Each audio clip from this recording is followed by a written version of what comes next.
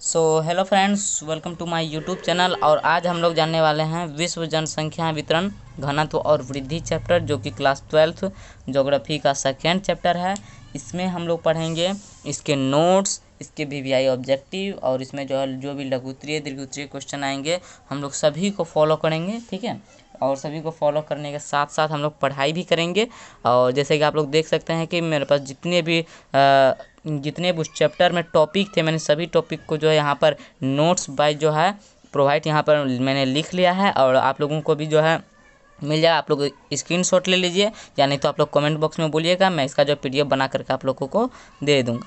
तो चलिए दोस्तों, वीडियो को स्टार्ट करते हैं। और हाँ दोस्तों, वीडियो को स्टार्ट करने से पहले अगर आप हमारे चैनल पर नए हैं तो वीडियो को लाइक, चैनल को सब्सक्राइब, साथ ही बेल आइकन को भी प्रेस कर दीजिएगा, ताकि जैसे ही वीडियो अपलोड करते हैं नोटिफिकेशन आप तक पहुँच जाए। तो चलिए दोस्तों, शुरू करते हैं।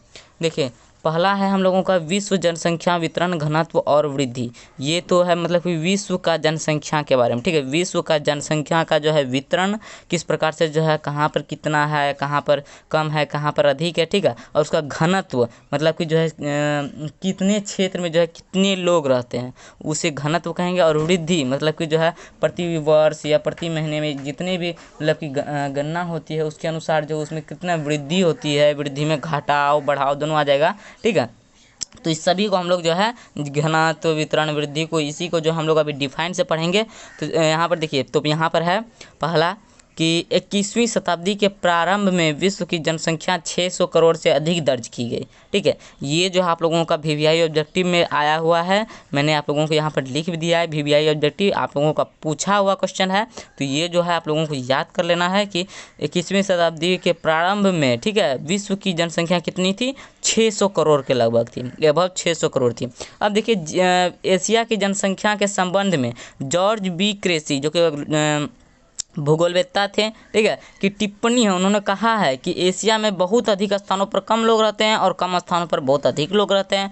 जहाँ पर जो है कम स्थान है वहाँ पर जो है अधिक लोग रहते हैं। बहुत से ऐसे जगह होते हैं, जैसे भारत में जो है कम स्थान पर जो है इतने अधिक लोग हैं, और जो है रूस जैसे देश जिसमें कि इतना स्थान है, क्षेत्रफल की दृष्टि से विश्व में सबसे बड़ा देश है, वहाँ पर जो है इतने कम लोग हैं। तो यही इसका जो है इन्होंने बोला है, जॉर्ज बी क्रेसी, ठीक है। अब देखिए, हम लोगों का जो पहला जो टॉपिक है यहाँ पर कि विश्व में जनसंख्या वितरण के प्रारूप। जनसंख्या वितरण यहाँ पर जो है हम लोगों का यहाँ पर लिखा हुआ है, जनसंख्या वितरण। तो हम लोग अब पढ़ेंगे वितरण के बारे में, जनसंख्या वितरण का प्रारूप, ठीक है। अब देखिए, जनसंख्या विश्व के 10 सर्वाधिक आबाद देशों में विश्व की लगभग 60% जनसंख्या निवास करती है। विश्व के जो है सिर्फ 10 देशों में जो है आधे से अधिक प्रतिशत जो है जनसंख्या, 60% जनसंख्या जो है निवास करती है। वह कौन सा देश है? चीन है, भारत है, संयुक्त राज्य अमेरिका है, इंडोनेशिया है, ब्राज़ील है, पाकिस्तान है, नाइजीरिया, बांग्लादेश, रूस और मेक्सिको। और इसमें से जो है 10 देशों में से 6 देश एशिया महादेश के अंतर्गत आते हैं। आप जैसे आप लोग देख लीजिए, चीन एशिया महादेश के अंतर्गत आता है, भारत एशिया महादेश के अंतर्गत आता है, बांग्लादेश एशिया महादेश के अंतर्गत आता है, रूस एशिया महादेश के अंतर्गत आता है, पाकिस्तान एशिया महादेश के अंतर्गत आता है ना। तो ये सभी देश हो गए। अब देखिए, जनसंख्या का घनत्व, ये टॉपिक तो खत्म हो गया। अब हम लोग पढ़ेंगे, अब इसी को जो है मतलब कि जो है वितरण को जो है टॉपिक वाइज पढ़ेंगे। ये हो गया एक बड़ा टॉपिक, इसको जो छोटे छोटे जो है इसमें बांट करके हम लोग पढ़ेंगे। और इसका जो है कुल 2 से 3 वीडियो में आएगा, क्योंकि जो है पूरा इसमें डिफाइन से समझाना पड़ेगा, ठीक है, नहीं तो आप लोगों को समझ में नहीं आएगा। तो 2 से 3 वीडियो में आएगा, और सभी वीडियो देखिएगा, ताकि जो है आप लोगों को पूरा समझ में आ जाए। अब देखिए, अब हम लोगों के यहाँ जो टॉपिक है उसके अंदर जनसंख्या का घनत्व, ठीक है। जनसंख्या घनत्व कहाँ अधिक है, कहाँ कम है, सबसे पहले हम लोग जान लेते हैं। जनसंख्या अनुपात किसे कहा जाता है? तो जनसंख्या अनुपात प्रति वर्ग किलोमीटर में रहने वाले लोगों की संख्या और भूमि के आकार के बीच के अनुपात को जनसंख्या अनुपात कहा जाता है। मतलब कि 1 किलोमीटर की जनसंख्या जो होती है, 1 किलोमीटर का जो क्षेत्र होता है, उसके अंतर्गत जितनी भी जनसंख्या होती है, उसके अनुपात को हम लोग जो है जनसंख्या अनुपात कहेंगे। और जनसंख्या का जो घनत्व होता है, यह एक वीवीआई ऑब्जेक्टिव है, जो कि बहुत बार पूछा गया है। इसका जो सूत्र होता है वो होता है जनसंख्या बटा क्षेत्रफल, ठीक है। जनसंख्या बटा क्षेत्रफल जो है जनसंख्या घनत्व का सूत्र होता है। चूँकि अभी हम लोग जो है जनसंख्या का जो वितरण के ही बारे में पढ़ रहे हैं, तो इसका जो है इसके अंतर्गत एक अलग से टॉपिक है कि जनसंख्या वितरण को प्रभावित करने वाले कारक, मतलब कि जो है जनसंख्या कहीं पर कम है कहीं पर अधिक है, कौन कौन से कारक है इसमें। ये जो है आप लोगों को लघुत्तरीय में भी आ सकता है, दीर्घोत्तरीय में भी आ सकता है, और इसके अंतर्गत जो मैं अभी बताऊँगा ये जो है ऑब्जेक्टिव में भी आ सकता है। अब देखिए लघुत्तरीय में कैसे आएगा। लघुत्तरीय में आपसे जो है यह पूछा जा सकता है जनसंख्या वितरण को प्रभावित करने वाले किन्हीं दो कारकों के नाम लिखिए, या नहीं तो जनसंख्या वितरण को प्रभावित करने भौगोलिक कारक के नाम लिखिए, या नहीं तो दीर्घोत्तरीय में आप लोगों को पूछा जाएगा कि जनसंख्या वितरण को प्रभावित करने वाले कौन कौन से कारक होते हैं, नाम लिखिए। तो जो है आपको लघुत्तरीय दीर्घोत्तरीय यहाँ पर से तो आपको एक टॉपिक मिल गया, ठीक है। ये टॉपिक और ये बहुत बार पूछा जाता है, इस टॉपिक को जो है आपको याद कर लेना है। अब देखिए भौगोलिक कारक, भौगोलिक कारक का मतलब होता है जो प्राकृतिक कारक होती है, ठीक है, उसके अनुसार जो प्राकृतिक कारक होती है वो जो प्रभावित करती है लोग को, जो प्राकृतिक कारक के कारण जो है लोग एक स्थान से दूसरे स्थान जाते हैं, उसी के बारे में हम लोग पढ़ेंगे। तो इसमें जो पहला जो नंबर है वो है जल की उपलब्धता। कहीं पर जो है जल कम होता है, कहीं पर जल अधिक होता है। चूँकि जल ही जीवन का सबसे महत्वपूर्ण कारक है, अतः लोग उन क्षेत्रों में अधिक बसते हैं जहां जल आसानी से उपलब्ध होता है। यही कारण है कि नदी घाटियां विश्व के सबसे सघन क्षेत्र में बसे हुए, जो भी जहां भी क्षेत्र में, जिस भी क्षेत्र में या जिस भी देश में जो है नदी घाटियां होती है, जैसे भारत में जो है नदी है, घाटी है, तो यहाँ पर जो है बहुत सी जनसंख्या बसी हुई है। आप लोग जो है का जो है हिस्ट्री का जो होगा, आप लोग का 12th क्लास में हिस्ट्री में है हड़प्पा सभ्यता। हड़प्पा सभ्यता जो क्यों बसी, कौन सी नदी के किनारे बसी थी, तो वो सिंधु नदी के किनारे। वो सिंधु नदी के किनारे क्यों बसी थी वो सभ्यता, क्योंकि वहाँ पर जो है जल की उपलब्धता थी, तो जो है संस्कृति सभ्यता जो वो आगे बढ़ी, ठीक है। उसका भी मैं वीडियो बनाऊँगा, ठीक है, आप उसको भी देख लीजिएगा। अब देखिए दूसरा है भू आकृति। भू आकृति मतलब कहीं पर जो है ज़मीन जो है उभर खाबर होती है, कहीं पर जो है पहाड़ी क्षेत्र होता है, कहीं पर पठारी क्षेत्र होता है। तो लोग जो है अधिक कहाँ पसंद करते हैं, अधिक जो लोग रहता है वो समतल मैदानों में पसंद करते हैं, ठीक है, जहाँ भूमि जो है समतल हो, प्लेन हो, ठीक है, में अधिक बसना पसंद करते हैं, क्योंकि ऐसे क्षेत्र फसल उत्पादन, सड़क निर्माण और उद्योगों के लिए अनुकूल होते हैं।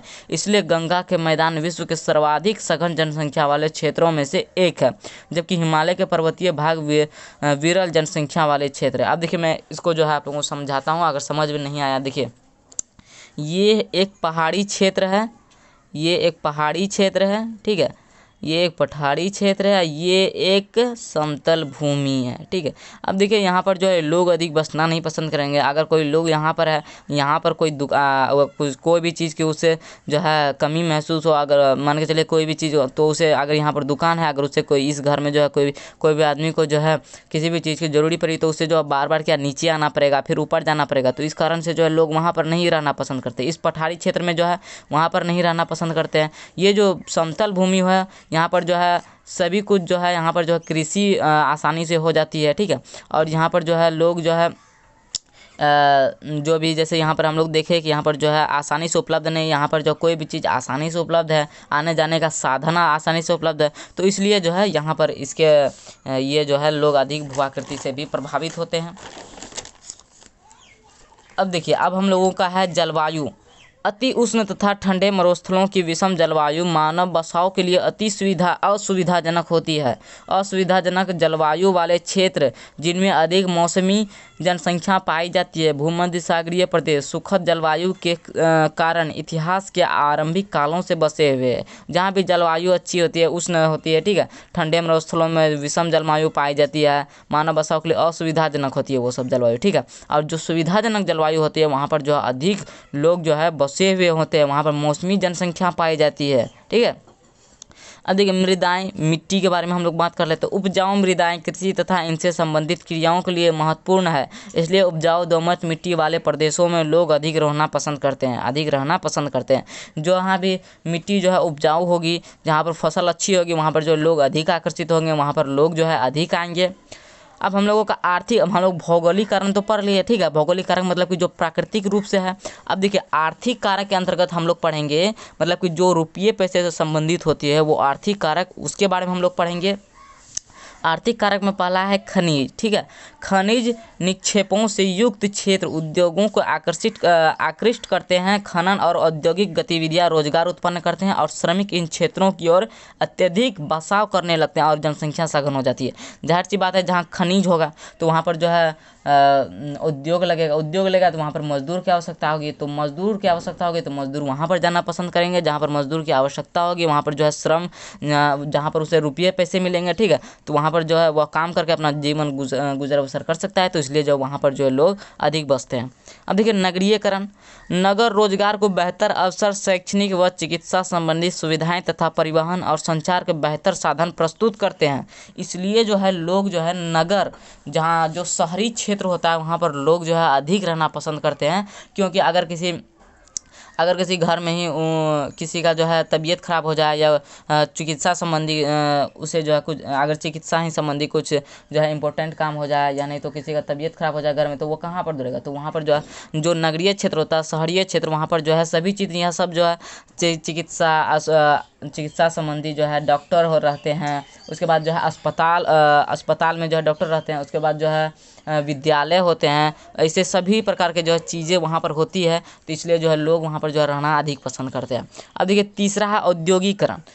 औद्योगिक पेटियां रोजगार के अवसर उपलब्ध कराती है और बड़ी संख्या में लोगों को आकर्षित करती है। जैसे जापान के कोबे ओसाका प्रदेश उनके उद्योगों और उपस्थिति के कारण बसा। ये VVI ऑब्जेक्टिव में आएगा, ठीक है, कि कौन सा जो है जापान का कौन सा प्रदेश जो है उद्योगों की उपस्थिति के कारण बसा हुआ है, तो जापान का कोबे ओसाका प्रदेश, ठीक है, कोबे ओसाका प्रदेश। तो औद्योगिकरण आप लोगों को समझ में आ गया। अब तीसरा जो है जनसंख्या वितरण को प्रभावित करने वाले कारक, सामाजिक एवं सांस्कृतिक कारक। कुछ स्थान धार्मिक अथवा सांस्कृतिक महत्व के कारण अधिक लोगों को आकर्षित करते हैं। ठीक उसी प्रकार लोग उन क्षेत्रों को छोड़कर चले जाते हैं जहाँ सामाजिक और राजनीतिक अशांति होती है। जहाँ सामाजिक राजनीतिक अशांति होती है वहाँ पर जो है लोग नहीं रहना पसंद करते हैं। बहुत लोग जो है ऐसे स्थानों में रहना पसंद करते हैं जहाँ धार्मिक सांस्कृतिक महत्व होता है। जैसे कोई भी मंदिर, जैसे वैष्णो देवी का मंदिर हो गया, ये सब जो मंदिर हो वहाँ पर जो है लोग अधिक रहना पसंद करते हैं। वहाँ साल में सामाजिक धार्मिक जो है ये सब जो है बातें होती है, वहाँ पर जो है मन को शांति मिलती है। और यहाँ पर जो है राजनीतिक उपद्रव हो गया, सामाजिक जो है समाज लोग जो है ये सब जो जहाँ पर जो सामाजिक सांस्कृतिक कारक होते हैं वहाँ पर जो लोग अधिक रहना पसंद नहीं करते हैं। इसलिए जो तीसरा कारण हो गया सामाजिक एवं सांस्कृतिक कारक। तो हम लोग जो है जनसंख्या वितरण को प्रभावित करने वाले कारक जो है 3 कारक पढ़े, ठीक है। जनसंख्या को वितरण करने वाले प्रभाव, आर्थिक कारक, भौगोलिक कारक और सामाजिक एवं सांस्कृतिक कारक, ठीक है। तो ये जो है बहुत ही लॉन्ग क्वेश्चन है, लघुत्तरीय में पूछा जाता है और इसके अंतर्गत ऑब्जेक्टिव में मैंने इसमें जो है 4-5 ऑब्जेक्टिव बता दिया। तो आपका जो ये जो चैप्टर है इसमें वृद्धि वितरण और जनसंख्या वितरण, वृद्धि और जो है इसका और एक घनत्व, ठीक है, जनसंख्या वृद्धि वितरण और घनत्व। तो हम लोगों ने वृद्धि के बारे में पढ़ लिया, सॉरी जनसंख्या जो है वितरण के बारे में पढ़ लिया। अब हम लोग जनसंख्या वृद्धि के बारे में पढ़ेंगे, ठीक है। अब देखिए जनसंख्या वृद्धि, इसके अंतर्गत जो है पहले हम लोग जनसंख्या वृद्धि के बारे में पढ़ लेते हैं। ये है क्या आखिर?